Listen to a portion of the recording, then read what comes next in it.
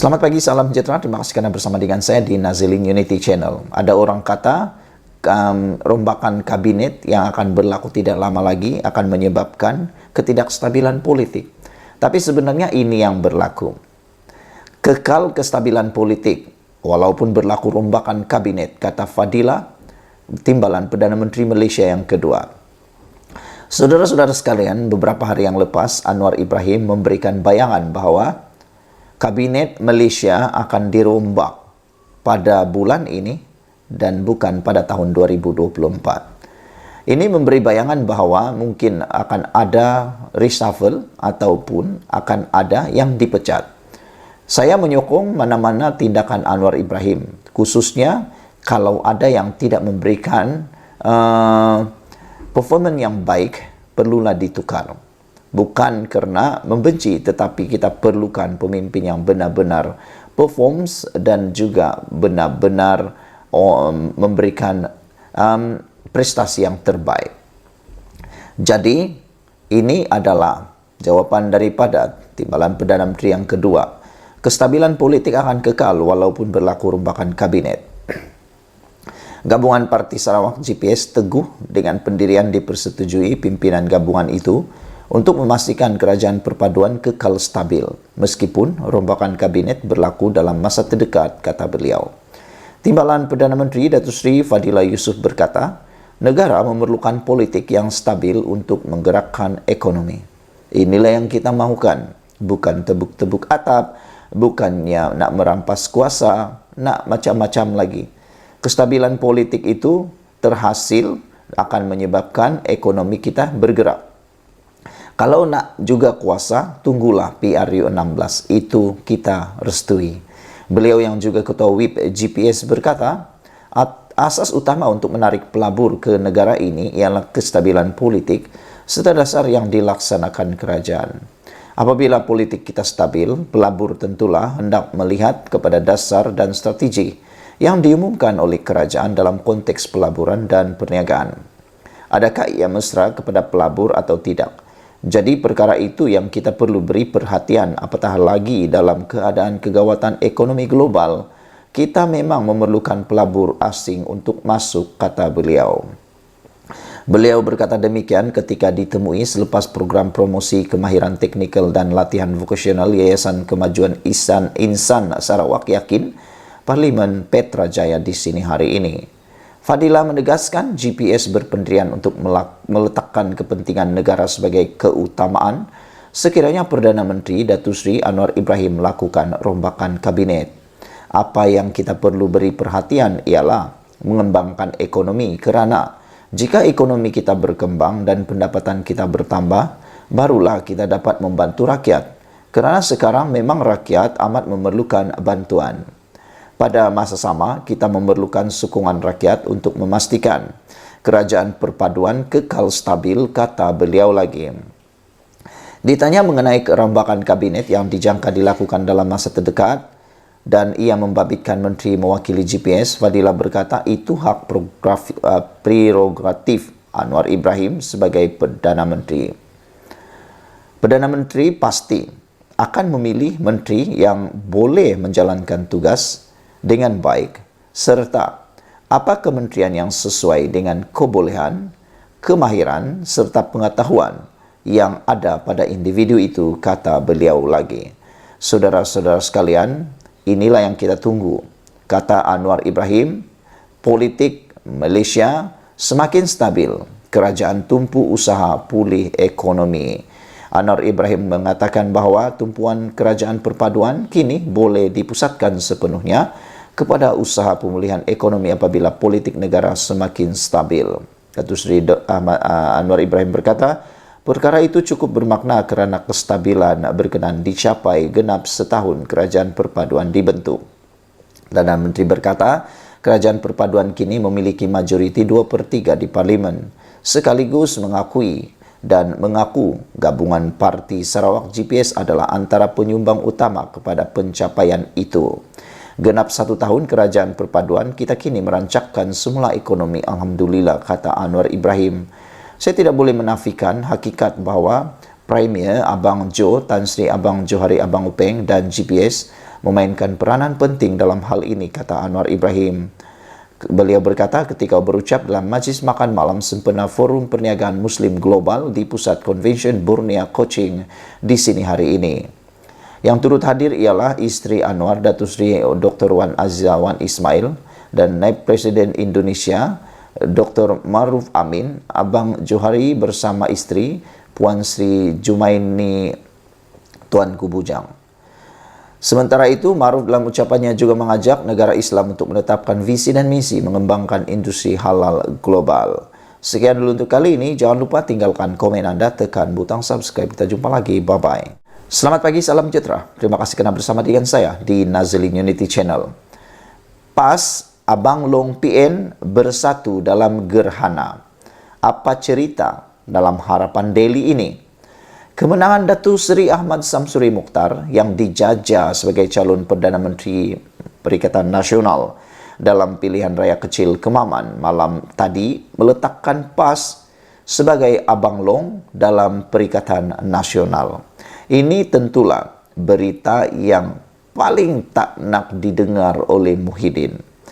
Kali ini sudah terbukti dan sudah menjadi semakin ketara bahawa Abang Long kini di Perikatan Nasional ialah PAS dan bukan lagi Parti Bersatu. Ahmad Samsuri mendapat 64,968 undi untuk mengalahkan calon Barisan Nasional iaitu Brigadier General Bersarah Raja Muhammad Effendi yang hanya mampu memperoleh 27,839 undi. Pengumuman Ahmad Samsuri yang dikenali sebagai Dr. Syam sebagai calon Perdana Menteri oleh mantan Perdana Menteri Tun Dr. Mahathir Mohamad dan kemenangan beliau ialah petanda Bersatu memasuki fasa gerhana.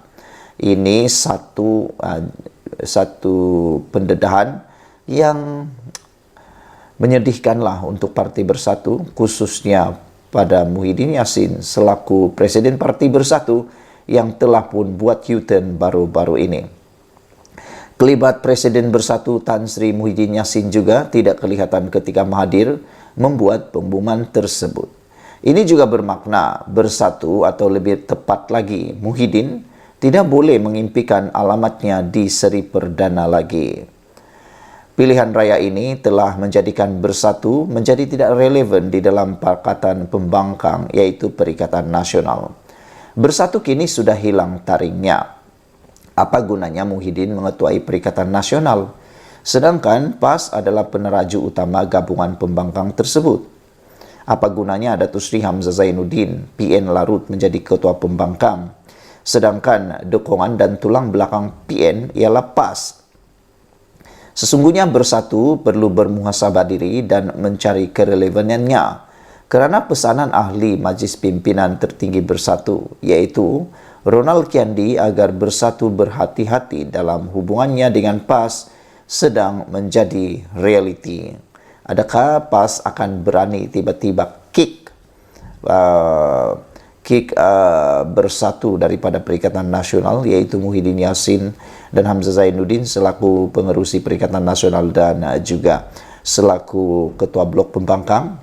Adakah lepas ini PAS akan menjadi dominan pula? Dan yang lebih lagi mengejutkan kita ialah adakah kata-kata ahli parlimen baharu di Kemaman ini, iaitu buka pintu Perikatan Nasional ke Putrajaya, menjadi petanda bahawa Samsuri Mokhtar akan menjadi pengerusi Perikatan Nasional yang baru?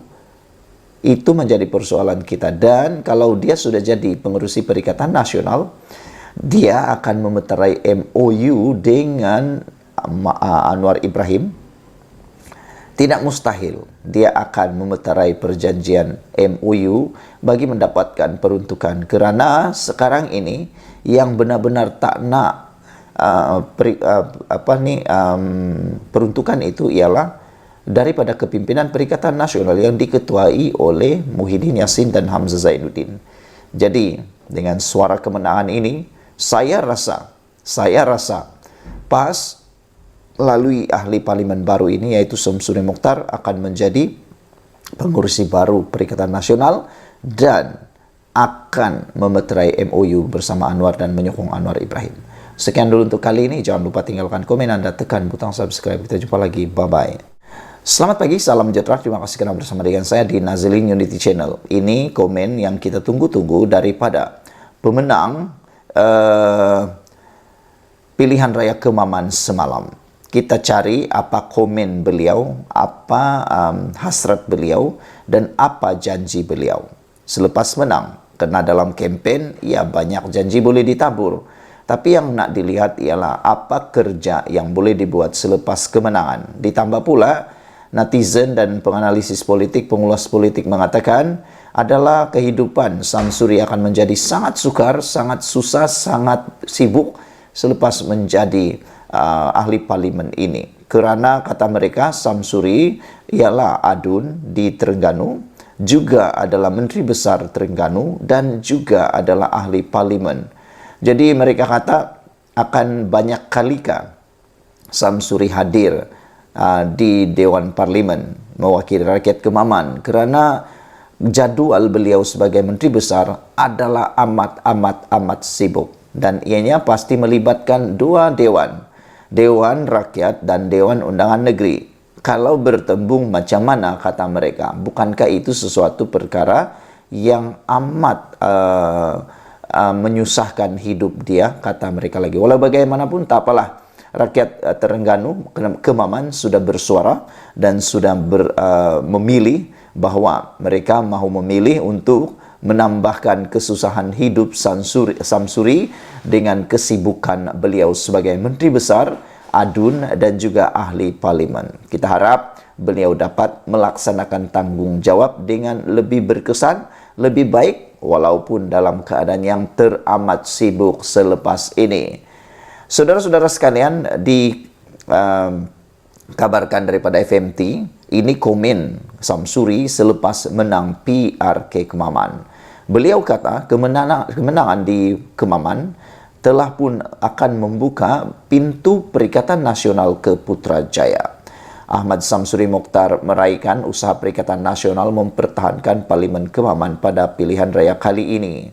Calon PAS bagi PRK Parlimen Kemaman menyifatkan kemenangan besar parti itu pada pilihan raya kali ini akan membuka pintu untuk Perikatan Nasional ke Putrajaya. Kita pun tak tahu apa maksudnya mereka membuka pintu. Adakah mereka akan lebih berusaha untuk tebuk atap, merancang lebih teliti dan akan merancang tebuk atap dengan lebih sistematik?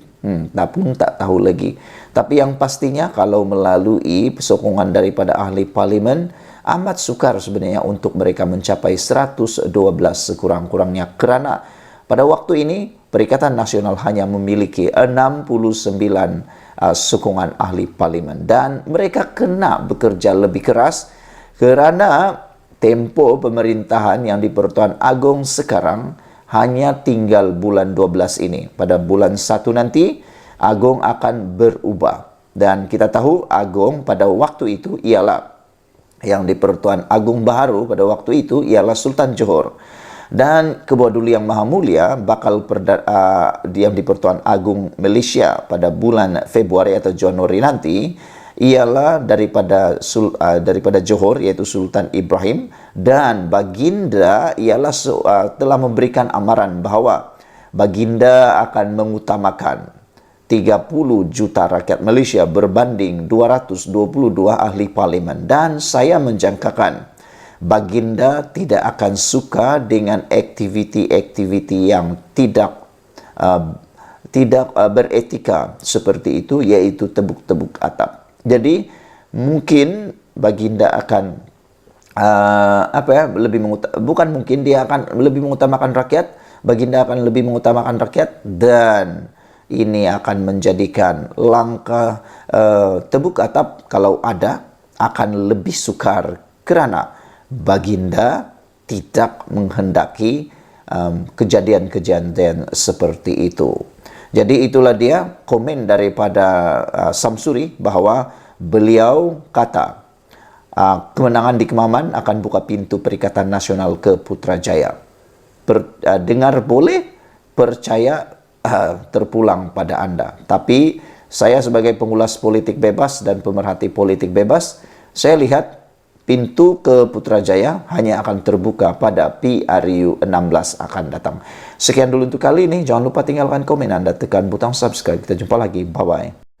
Selamat pagi, salam sejahtera. Terima kasih Anda bersama dengan saya di Nazilin Unity Channel. Beberapa jam selepas pilihan raya Kemaman diumumkan pemenangnya, yaitu Samsuri Mokhtar, dengan kemenangan lebih besar, majoriti lebih besar, akhirnya tampil Hadi Awang memberikan komen yang saya rasa amat luar biasa. Mengejutkan kita karena komen daripada Hadi Awang ini adalah komen yang jarang-jarang kita dengar. Hadi Awang kata tanggung jawab lebih besar menanti Dr. Shem, kata Hadi Awang. Pada pilihan raya itu, dalam kempen pilihan raya tersebut, kita masih ingat dan jelas bahwa Perikatan Nasional menjanjikan Samsuri, Dr. Samsuri sebagai calon Perdana Menteri Perikatan Nasional. Sedangkan Mahathir juga berkata demikian. Beliau kata Samsuri pun mempunyai ciri dan layak menjadi Perdana Menteri. Termasuklah Muhyiddin mengakui bahawa beliau mungkin calon Perdana Menteri.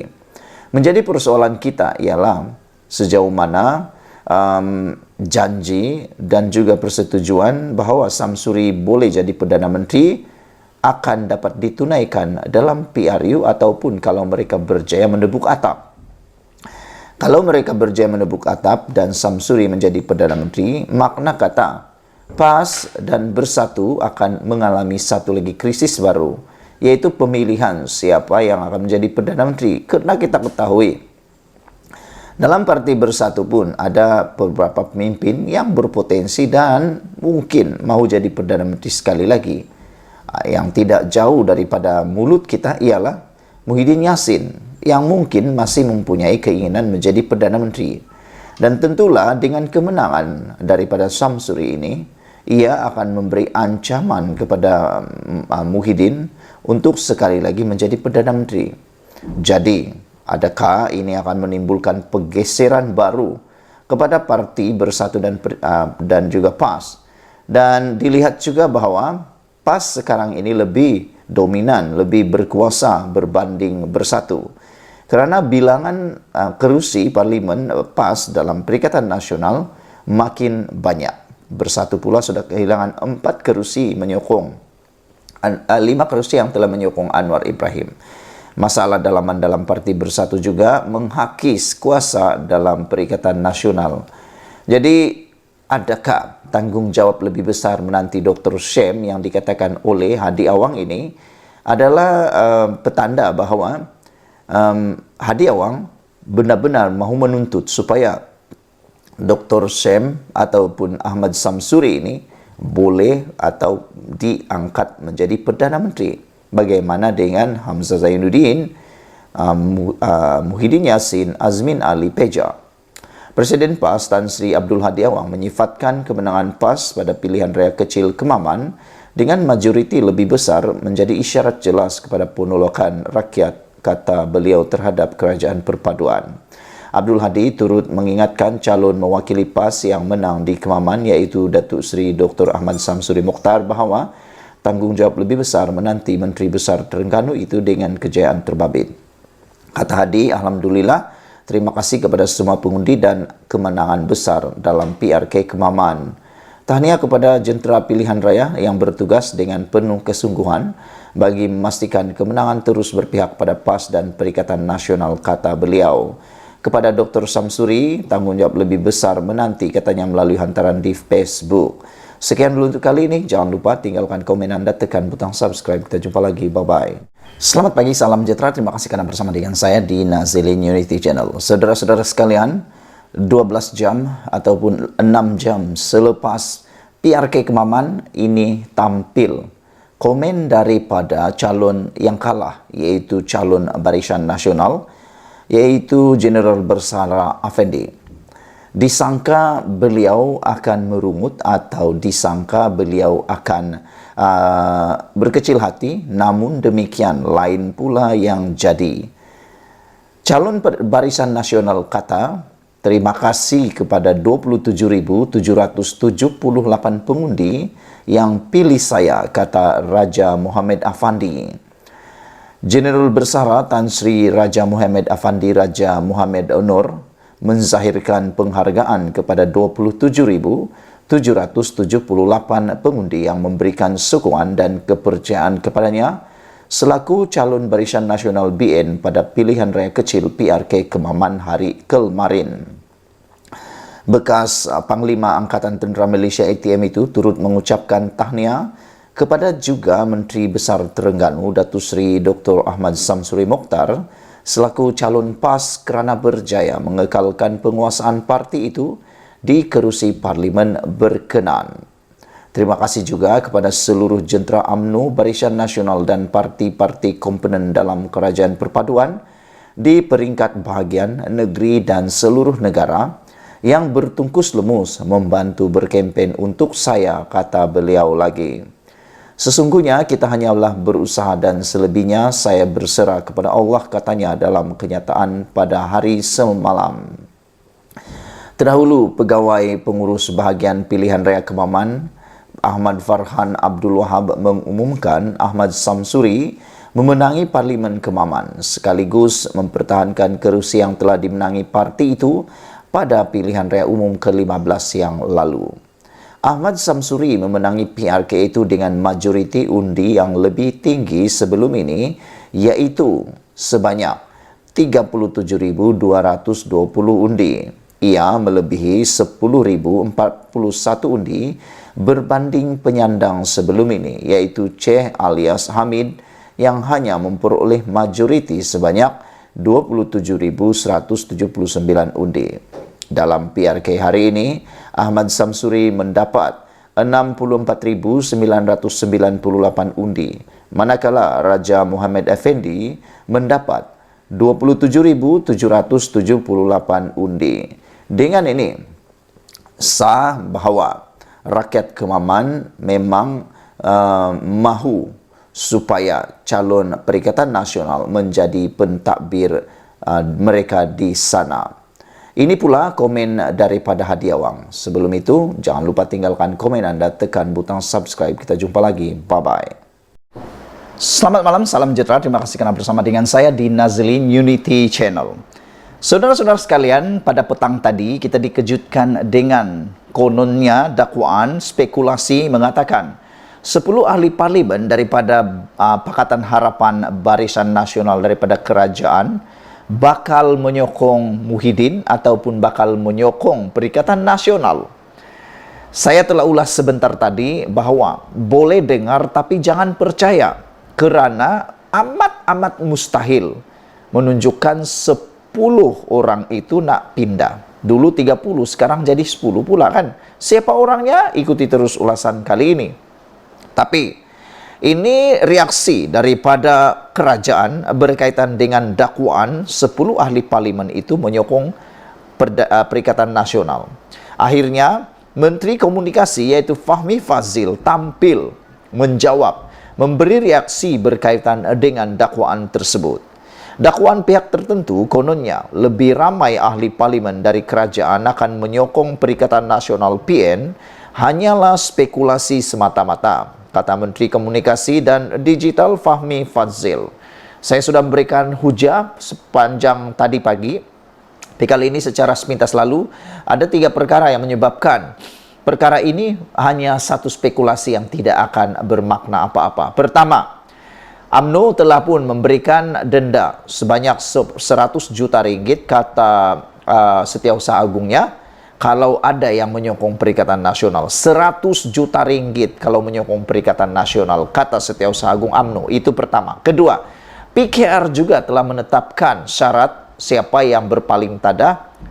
Mungkin kalau saya tak silap dulu Zuraida Kamarudin telah pun kena dengan 10 juta ringgit. Tak tahulah dalam pilihan raya baru-baru ini masih menggunakan cara atau sama atau tidak, tapi saya rasa masih menggunakan kaedah dan undang-undang yang sama, peraturan yang sama. 10 juta ringgit kalau berpaling tada.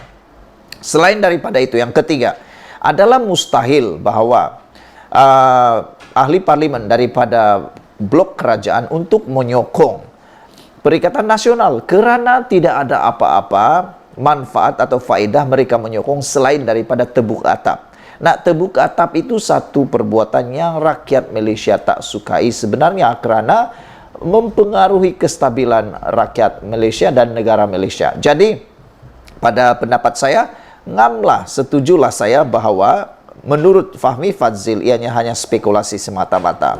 Beliau yang merupakan jurucakap Kerajaan Perpaduan meminta supaya ahli politik parti pembangkang berhenti mengeluarkan kenyataan yang mengelirukan masyarakat.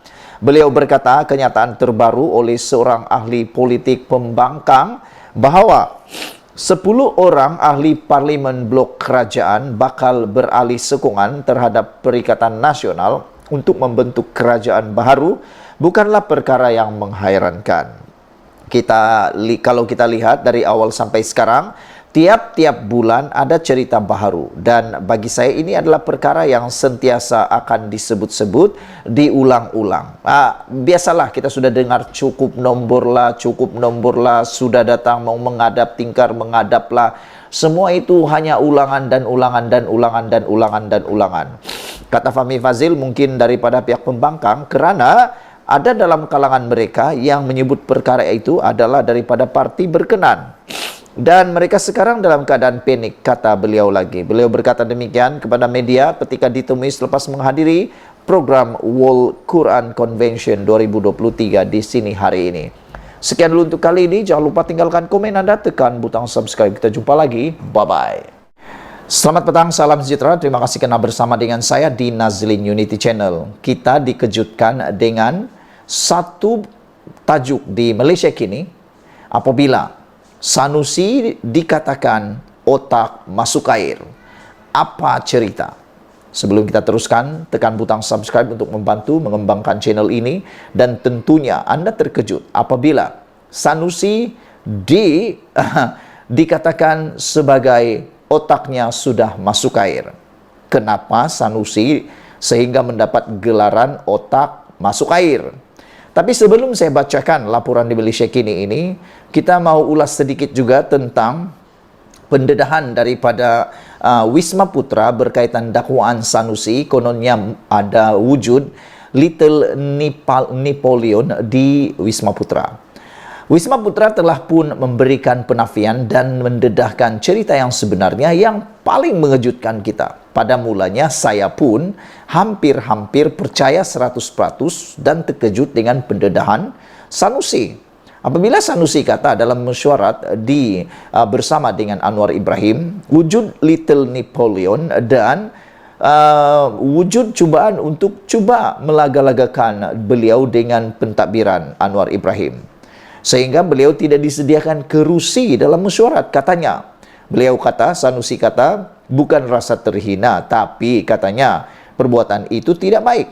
Namun, tidak sampai 24 jam, Wisma Putra akhirnya tampil menjawab dakwaan Sanusi itu kerana selepas cuba dipermalukan, cuba dipertikaikan oleh Sanusi, tentulah Wisma Putra wajib menjawab perkara itu, dan jawapan Wisma Putra itu sebenarnya betul-betul membalas, memberi balik paku besi paku keras kepada Sanusi dengan mengatakan Wisma Putra kata sebenarnya bukan tak sediakan kerusi, tapi memang tak disediakan kerana Sanusi tiada dalam senarai jemputan dalam mesyuarat tersebut. Dengan kata lain, kemunculan Sanusi dalam mesyuarat itu tidak dijangka pun dan tidak diketahui pun, tiba-tiba saja mungkin ada, dan memang itu sebabnya tiada kerusi kerana tidak dijemput. Jadi memang sesuailah dia berdirikan, tapi oleh kerana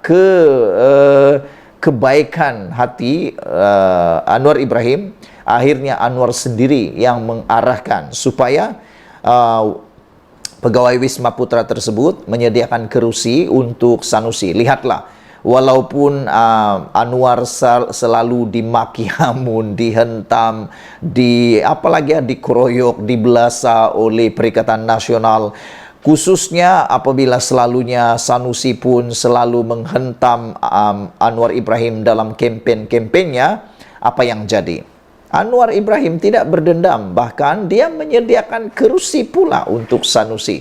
Jadi itulah yang kita kata, yang jahat harus dibalas dengan kebaikan supaya muncullah kebaikan.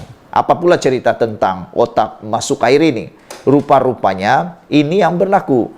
Akibat digelar tokong perut buncit, Tiong membidas Sanusi pula dengan otak masuk air. Pertikaman lidah antara Menteri Pelancongan Tiong King Seng dan Menteri Besar Kedah Sanusi Maknor menjadi semakin hodoh apabila masing-masing mengeluarkan kata-kata lebih ekstrim. Hari ini Tiong pula berkata otak Sanusi masuk air. 2 hari selepas Sanusi mengejek penampilannya seperti tokong berkepala botak dan berperut buncit.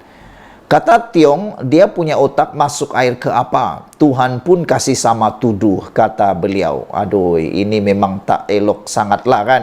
Menggunakan Tuhan di dalam apa-apa perkara itu memang tak elok langsung.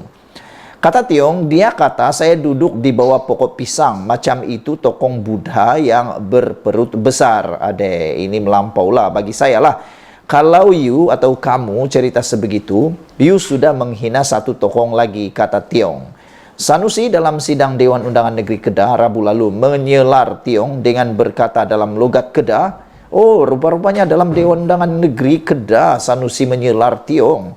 Ini pada pendapat saya betul-betul tidak senonoh lah. Karena Dewan Undangan Negeri Kedah itu amat mulia, kenapa pula sanggup mengatakan begitu? Dalam sidang itu, dalam logat Kedah, Sanusi menyelar Tiong dengan mengatakan, muka dia kalau saya ajuk jadi macam tokong. Hat kepala botak tu, hat perut buncit tu. Kata Sanusi, bukankah itu sesuatu yang amat-amat mendukacitakan kita sebagai rakyat Malaysia yang berbilang kaum dan agama? Dia berkata demikian ketika mengkritik Tiong yang menurutnya tidak memberikan sebarang pandangan ketika mesyuarat mereka dengan wakil kerajaan Thailand di Sadoa, selatan Thailand pada 27 November yang lepas. Menurut Sanusi yang juga dikenali dengan sikap beliau yang cakap lepasnya itu terkenal dengan cakap lepasnya itu turut mengejek Tiong dengan berkata, muka tak ada tarikan pelancongan langsung. Ya, ini body shaming. Dalam pengetahuan saya, tak tahulah kalau silap, body shaming ini satu juga perkara jenayah yang tak boleh dilakukan di Malaysia. Ianya boleh didakwa dengan perbuatan saman malu. Jadi tak tahulah adakah ini boleh dianggap body shaming atau tak. Bagaimanapun Sanusi juga membangkitkan jumlah kemasukan 4 juta rakyat Malaysia ke Thailand setahun, berbanding hanya 1.3 juta dari negara Gajah Putih itu dalam Dun Kedah. Berkaitan Langkawi, pusat pelancongan utama Kedah yang menjadi punca pertelingkahan kedua-dua mereka sebelum ini, Sanusi menuduh Tiong seperti hendak mensabotaj, tapi Menteri Pelancongan kita kempen macam sabotaj Langkawi, kata Sanusi. Di Langkawi tak boleh pakai seluar pendek lah, pelancong diganggu bla bla bla bla, katanya. Sementara itu Tiong dalam kenyataan bertulis dan videonya hari ini berkata, dia tidak tahu sama ada hendak ketawa atau menangis mendengar hujah Sanusi. Sanusi kena rasuk sampai tergamak mengeluarkan kenyataan sedemikian, kata Tiong. Inikah mentaliti dan sikap seorang menteri besar? Soalnya lagi. Tiong juga memulangkan paku buah besi dengan berkata, Sanusi tidak tahu protokol dalam mesyuarat bilateral apabila meminta nasi tambah ketika jamuan untuk pemimpin kedua-dua negara. Aduh, bila acara makan tengah hari rasmi, kata Tiong, you makan satu piring tak cukup, minta piring kedua. Saya sebagai menteri pun pelik, nampak menteri besar tidak tahu protokol, tak tahu menghormati, katanya. Berkaitan jumlah kemasukan pelancong antara Malaysia dan Thailand yang tidak setara, Tiong berkata Sanusi sebagai menteri besar Kedah turut mempunyai tanggung jawab. Kamu sendiri tidak boleh buat promosi juga. Kenapa kamu punya kesilapan? Semua tuduh orang punya silap, kata Tiong lagi. Nah, saudara-saudara sekalian, Beberapa komen daripada netizen berkait isu ini.